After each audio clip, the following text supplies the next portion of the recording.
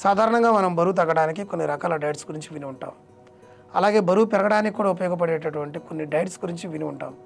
కానీ మనిషి ఆయుష్ పెంచడానికి కూడా ఒక డైట్ ఉందన్న విషయాన్ని మీకు తెలుసా? ఈరోజు మనిషి ఆయుష్ను పెంచగలిగే ప్రపంచంలోనే అత్యుత్తమమైనటువంటి డైట్ గురించి తెలుసుకుందాం. ఈ డైట్ గురించి చెప్పుకోవడానికి ముందు ఈ స్పెషల్ డైట్పై జరిగిన అధ్యయనాలు ఏం చెబుతున్నాయన్న వివరాల గురించి ఇప్పుడు చూద్దాం.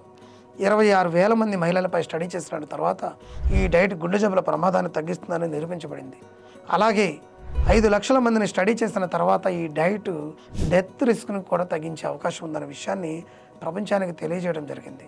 అలాగే రీసెంట్గా జరిగిన కొన్ని అధ్యయనాలు ఈ డైట్ ఊబకాయం ఇంకా నరాల సంబంధిత సమస్యలకు పరిష్కారంగా ఉపయోగపడుతుందన్నది తెలపడం జరిగింది. ప్రపంచంలో అత్యంత ఆరోగ్యకరమైన డైట్గా చెప్పుకునేటటువంటి ఈ ఆహారం మెడిటేరియన్ డైట్ అని మనం అంటూ ఉన్నాం. సాధారణంగా మధ్యధరా సముద్ర తీర ప్రాంతాల్లో ఉండే వాళ్ళు ఈ రకమైన డైట్ని ఎక్కువగా పాటిస్తూ ఉన్నారు. ఇక ఈ డైట్ ప్రత్యేకంగా ఏమిటంటే ముఖ్యంగా ఇందులో గుడ్ ఫ్యాట్స్, డైటరీ ఫైబర్స్, పోషకాలు ఎక్కువగా ఉంటూ ఉంటాయి. అలాగే కార్బోహైడ్రేట్స్, గ్లైసెమిక్ ఇండెక్స్ చాలా తక్కువగా ఉంటూ ఉంటాయి. వీటితో పాటు ఇందులో యాంటీ ఆక్సిడెంట్స్ అట్లానే యాంటీ ఇన్ఫ్లమేటరీ ప్రాపర్టీస్ కూడా ఎక్కువగా కనిపిస్తూ ఉంటాయి. ఈ మెడిటేరియన్ డైట్లో భాగంగా వీరు తినేటటువంటి ఆహారాలను ఒకసారి చూసినట్లయితే సాధారణంగా ఈ డైట్లో ఫాలో అయ్యేవారు కూరగాయలను ఎక్కువగా తింటూ ఉంటారు. అందులో టమాటాలు, బ్రొకోలీ, బచ్చల కూర, అలానే ఉల్లిపాయలు, కాలీఫ్లవర్, క్యారెట్, బ్రసెల్స్ యొక్క మొలకలు, దోసకాయలు, బంగాళాదుంపలు, చిలకడ దుంపలు ఆహారంలో భాగంగా చేసుకొని తింటూ ఉంటారు. ఇంకా ఈ డైట్లో పండ్లకు ప్రత్యేకమైన స్థానం ఉంటుంది. వాటిలో ముఖ్యంగా యాపిల్స్, అరటి పండ్లు, నారింజ, స్ట్రాబెర్రీ, ద్రాక్ష, ఖర్జూర, అట్లానే అత్తి పండ్లు, పుచ్చకాయలు, అట్లానే పీచెస్ వంటివి ఈ డైట్లో భాగంగా తింటూ ఉంటారు. అలాగే సీడ్స్ అంటే గింజలను కూడా ఈ డైట్లో భాగంగా తీసుకుంటూ ఉంటారు. వాటిలో ప్రధానంగా బాదం, వాల్నట్, హజల్నట్, జీడిపప్పు, పొద్దుతిరుగుడు విత్తనాలు, గుమ్మడికాయ గింజలు తీసుకుంటూ ఉంటారు. అలాగే ఈ డైట్లో చిక్కులను కూడా ప్రాధాన్యత కల్పించడం జరిగింది. వాటిలో బీన్స్, బఠానీలు, కాయధాన్యాలు, పప్పు ధాన్యాలు, అట్లానే వేరుశెనగలు, అట్లానే చిక్ పీసెస్ వంటివి ఆహారంలో భాగంగా తీసుకుంటూ ఉండాలి. ఇంకా తృణధాన్యాలు, వీటికి కూడా ఈ డైట్లో ఒక స్పెషల్ ప్లేస్ అనేది ఉందని చెప్పుకోవచ్చు.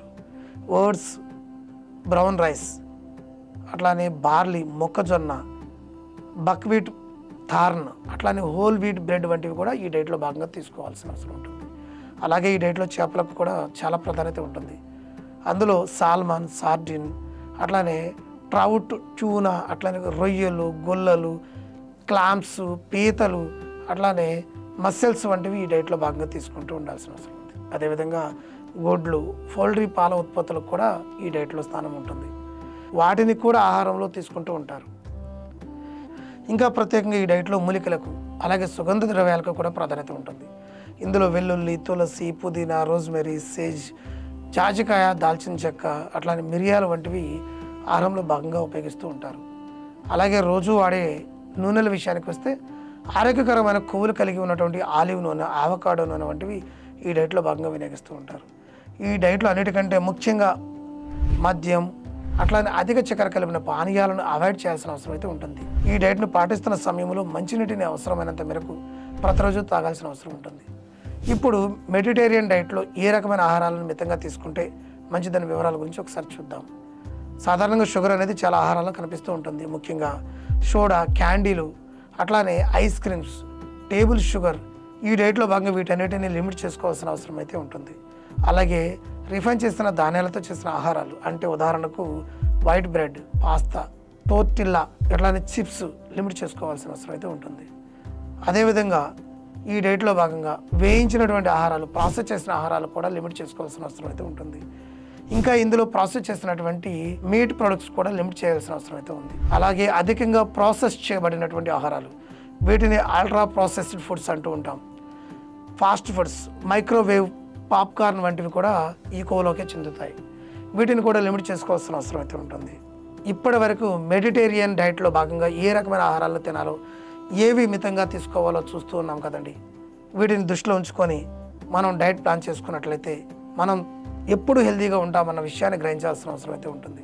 మన ప్లానింగ్లోనే మన విన్నింగ్ దాగి ఉందన్న విషయాన్ని మనం గ్రహించాల్సిన అవసరం అయితే ఉంది. Thank you.